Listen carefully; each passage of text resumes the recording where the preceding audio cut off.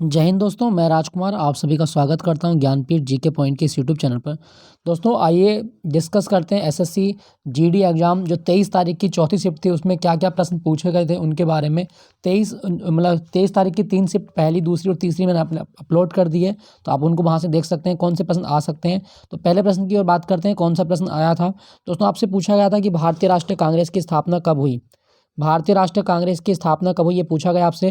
दोस्तों 28 दिसंबर 1885 को भारतीय राष्ट्रीय कांग्रेस की स्थापना की गई है, ये आप याद रखिएगा, 28 दिसंबर 1885। दोस्तों अगर आपसे पूछा जाए कि कांग्रेस के संस्थापक कौन है, तो कांग्रेस के संस्थापक हैं ए.ओ. ह्यूम। कांग्रेस के संस्थापक हैं ए.ओ. ह्यूम, ये भी आप याद रखिएगा। दोस्तों कांग्रेस का जो पहला अध्यक्ष था वो कौन था। दोस्तों कांग्रेस के पहले अध्यक्ष थे डब्ल्यू.सी. बनर्जी, व्योमेश चंद्र बनर्जी, ये कांग्रेस के पहले अध्यक्ष थे, ये आप याद रखना, डब्ल्यू.सी. बनर्जी। और दोस्तों जो कांग्रेस के पहला अधिवेशन हुआ वो कहाँ पर हुआ था, वो बम्बई में हुआ था।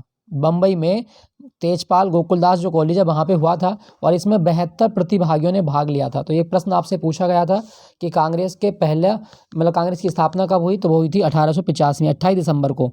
दोस्तों अगर आपसे पूछा जाए कि भारतीय राष्ट्रीय कांग्रेस के जो पहले मुस्लिम अध्यक्ष थे वो कौन थे, तो बदरुद्दीन तैयब। भारतीय राष्ट्रीय कांग्रेस के पहले मुस्लिम अध्यक्ष थे बदरुद्दीन तैयब, ये भी आप याद रखिएगा। और ये कब बने थे, ये 1887 में जब मद्रास अधिवेशन हुआ था उसमें अध्यक्ष बनाए गए थे बदरुद्दीन तैयब, याद रखना, इसके बारे में पूछ सकता है। और अगर आपसे पूछे कि कांग्रेस के पहले अंग्रेज अधिकारी कौन थे, अंग्रेज अध्यक्ष, तो वो थे आपके जॉर्ज यूले। 1888 में जो इलाहाबाद का अधिवेशन हुआ था उसमें जॉर्ज यूले कांग्रेस के पहले अंग्रेज अध्यक्ष बने थे, ये भी आप याद रखना। अगर आपसे पूछा जाए कि आईएनसी की पहली महिला अध्यक्ष कौन थी, दोस्तों 1917 में कलकत्ता अधिवेशन में एनी बेसेंट आईएनसी की पहली महिला अध्यक्ष बनी थी, तो ये आपसे पूछा गया था, ये भी आप याद रखना। और भारतीय राष्ट्रीय कांग्रेस की पहली महिला जो भारतीय थी और अध्यक्ष बनी वो थी आपकी सरोजिनी नायडू। दोस्तों सरोजिनी नायडू जो थी ये कांग्रेस की पहली महिला अध्यक्ष बनी थी, 1925 में कानपुर में सेशन हुआ था, ये वहाँ पे बनी थी, ये आप याद रखिएगा। ठीक है दोस्तों, तो भारतीय राष्ट्रीय कांग्रेस की स्थापना पूछी गई थी 28 दिसंबर 1885 को। नेक्स्ट प्रश्न, कोशिका द्रव्य से एक प्रश्न आया था और पूछा गया था कि कोशिका द्रव्य और केंद्रक के विभिन्न भागों में पदार्थों का संचलन किसके माध्यम से होता है। दोस्तों कोशिका द्रव्य और केंद्रक के बीच में जो पदार्थों का संचलन होता है वो होता है एंडोप्लाज्मिक रेटिकुलम के द्वारा, एंडोप्लाज्मिक रेटिकुलम के द्वारा होता है, ये आप याद रखिएगा। दोस्तों अगर आपसे पूछा जाए कि कोशिका का अध्ययन क्या है, दोस्तों कोशिकाओं का अध्ययन कहलाता है साइटोलॉजी। कोशिकाओं का अध्ययन क्या है, साइटोलॉजी कहा जाता है, याद रखिएगा दोस्तों। यहाँ पे आप देख सकते हैं ये पूरी कोशिका के कुछ पार्ट हैं, आपसे पूछे जा सकते हैं। अगर आपसे पूछा जाए कि लाइसोसोम क्या है, दोस्तों कोशिका की आत्महत्या की थैली किसे कहा जाता है, तो आत्महत्या की थैली, सुसाइडल बैग ऑफ सेल्स किसे कहा गया, दोस्तों लाइसोसोम को आत्महत्या की थैली कहा जाता है, याद रखना इसके बारे में। आत्महत्या की थैली किसे कहा गया, तो लाइसोसोम को कहा गया है। दोस्तों यहाँ पे लिखा गया आपका माइटोकांड्रिया। सेल का पावर हाउस किसे कहा जाता है, तो सेल का पावर हाउस जो कहा जाता है वो माइटोकांड्रिया को कहा जाता है। सेल का पावर हाउस कहा गया माइटोकांड्रिया को। एक कोशिका जो सांस लेती है वो माइटोकांड्रिया से लेती है, ये भी आप याद रखना। राइबोसोम लिखा गया है, इसको प्रोटीन फैक्ट्री ऑफ सेल कहा जाता है। कोशिका की प्रोटीन फैक्ट्री किसे कहा गया, दोस्तों राइबोसोम को प्रोटीन फैक्ट्री कहा जाता है, आप याद रखिएगा। ठीक है दोस्तों। दोस्तों यहाँ पे लिखा गया कोशिका द्रव्य, यह आपका कोशिका द्रव्य है। केंद्रक के अंदर कोशिका द्रव्य नहीं होता, आप याद रखिएगा, केंद्रक में कोशिका द्रव्य नहीं पाया जाता। ये क्वेश्चन अगर आता है तो आप इसको टिक कर सकते हैं, केंद्रक में कोशिका द्रव्य नहीं होता।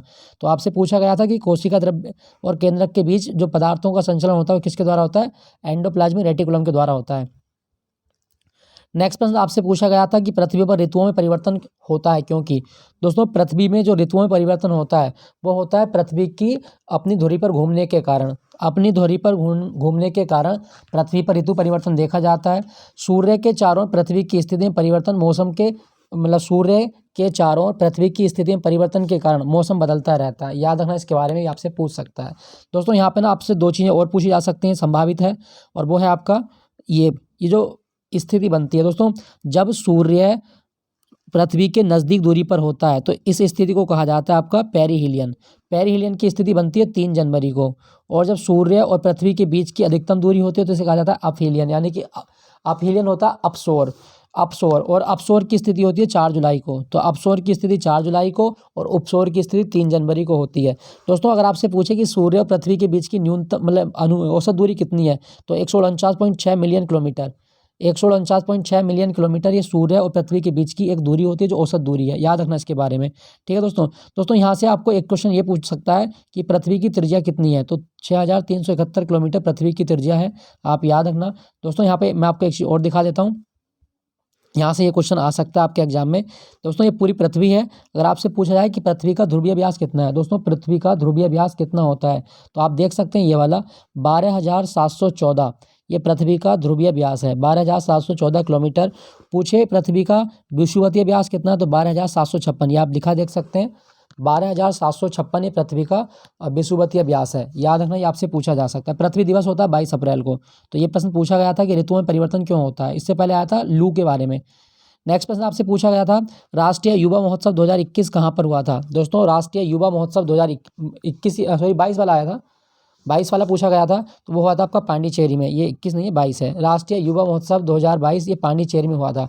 12 जनवरी को राष्ट्रीय युवा दिवस होता है भारत में, और राष्ट्रीय युवा दिवस जो होता है ये विवेकानंद की जयंती होती है, स्वामी विवेकानंद की जयंती को हम मनाते हैं राष्ट्रीय युवा दिवस, और ये 12 जनवरी को होता है, आप याद रखिएगा। दोस्तों अभी जो युवा महोत्सव हुआ वो कहाँ पर हुआ, वो हुआ आपका कर्नाटक में, कर्नाटक के हुबली में हुआ है, कर्नाटक के हुबली में हुआ राष्ट्रीय युवा महोत्सव 2023, याद रखिएगा दोस्तों 12 जनवरी राष्ट्रीय युवा दिवस।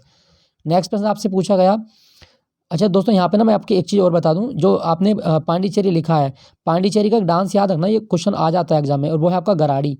गराड़ी डांस कहाँ पे किया जाता है दोस्तों, गराड़ी डांस किया जाता है पांडिचेरी में, तो गराड़ी नृत्य पांडिचेरी का, याद रखना इसके बारे में।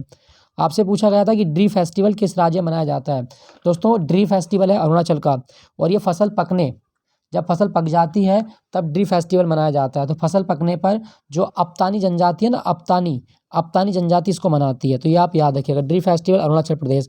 अरुणाचल प्रदेश का एक त्यौहार और याद है, बूरी बूट, ये क्वेश्चन आ सकता है आपके एग्जाम में, बूरी बूट कहाँ होता है, अरुणाचल प्रदेश में। और एक त्यौहार है यहाँ का मोपिन, मोपिन किस राज्य का त्यौहार है, तो अरुणाचल प्रदेश का त्यौहार है मोपिन त्यौहार, गालो जनजाति मनाती है इसे, गालो जनजाति, याद रखना अरुणाचल प्रदेश। इसके बारे में बात करेंगे आगे, अभी ये क्वेश्चन आएगा एक और।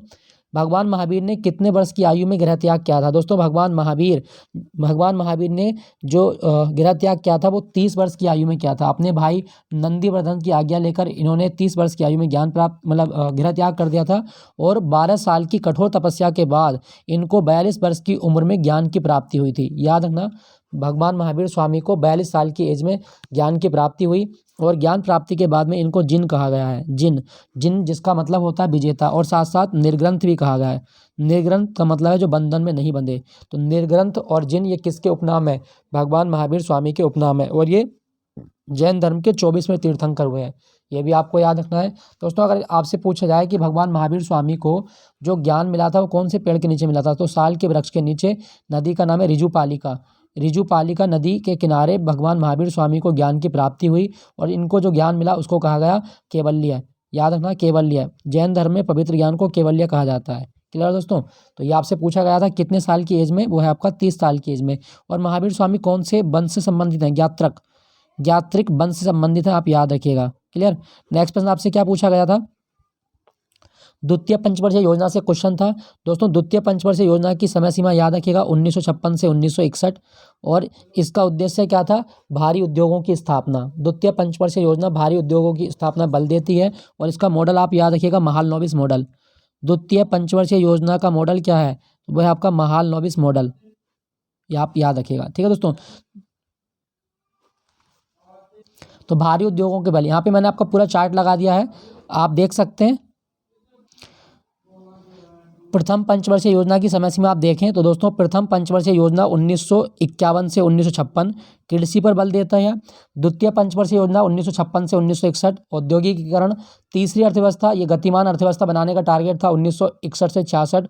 चौथी जो है ये अधिकाधिक प्राप्ति कृषि के क्षेत्र में समावेशी विकास, ये आप याद रखना 1974 से 1979, ये पांचवी पंचवर्षीय योजना है 1974 से 1979। उसके बाद में 1980 से 1985 छठी है। सातवीं 1985 से 1990 खाद्य और ऊर्जा पे बल दिया गया। आठवीं पंचवर्षीय योजना, ये बहुत आती है एग्जाम में, मानव संसाधन विकास पे बल दिया गया, बाकी आप सारी देख सकते हैं, 9वीं ये है, 10वीं है।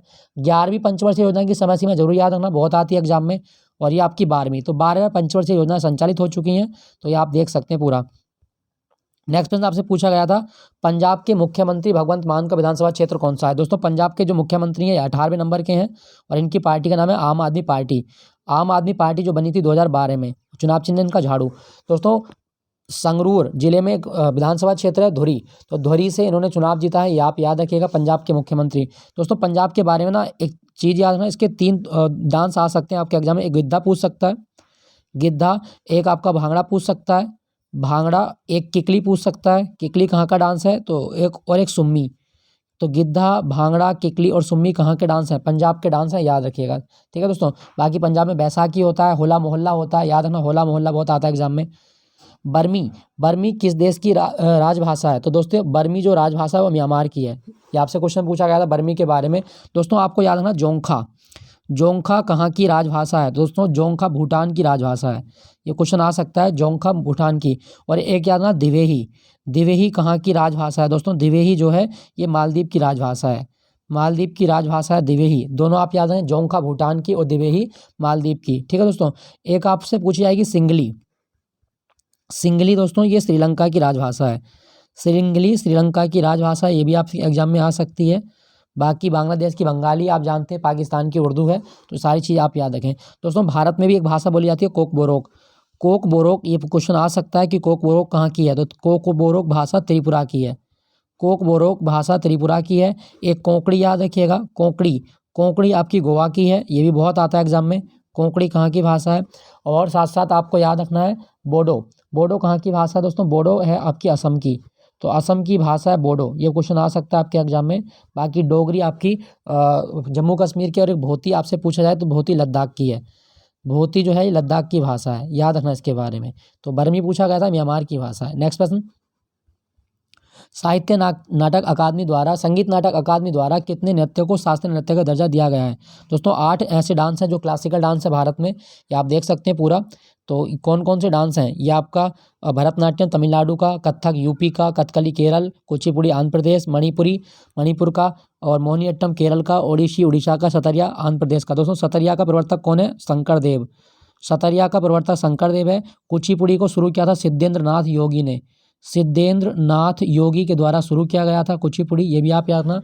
और मणिपुरी, मणिपुरी गुरु बिपिन सिंह ने शुरू किया है, गुरु बिपिन सिंह के द्वारा मणिपुरी डांस को शुरू किया गया था, याद रखिएगा, ये क्वेश्चन आ सकते हैं आपके एग्जाम में। तो ये 8 डांस हैं जो इनको क्लासिकल डांस का दर्जा दिया गया है। नेक्स्ट प्रश्न आपसे क्या पूछा गया, खेलो किस वर्ष खेलो इंडिया स्कूल गेम को खेलो इंडिया यूथ गेम का नाम दिया गया था। दोस्तों खेलो इंडिया स्कूल गेम 2018 में शुरू हुए थे और 2019 में इनका नाम क्या कर दिया, खेलो इंडिया यूथ गेम। दोस्तों खेलो इंडिया यूथ गेम में 2 कैटेगरी के लोग भाग लेते हैं, मतलब 2 कैटेगरी होती हैं, एक अंडर 17 और एक अंडर 21। तो कभी आपसे पूछा जाए कि खेलो इंडिया यूथ गेम में जो एज क्राइटेरिया वो कितना है, तो अंडर 17 और अंडर 21 दोनों आप याद रखिएगा। यहाँ पे आप पूरा वो देख सकते हैं, ये आपका खेलो इंडिया यूथ गेम कब कब हुए हैं, तो 2018 में दिल्ली में हुए थे आपके, 2019 में पुणे में, 2020 में गुवाहाटी में और 2021 में पंचकुला हरियाणा में हुए हैं। ठीक है दोस्तों, ये अभी आप याद रखिएगा। बाकी आपसे ये पूछा जा सकता है यूनिवर्सिटी गेम के बारे में, तो दोस्तों खेलो इंडिया यूनिवर्सिटी गेम 2020 में स्टार्ट हुए थे और ये पहले हुए थे भुवनेश्वर में कलिंग स्टेडियम में, और 2021 में कहाँ हुए थे, तो बेंगलोर में। 2023 में जो होंगे वो होंगे आपके लखनऊ में।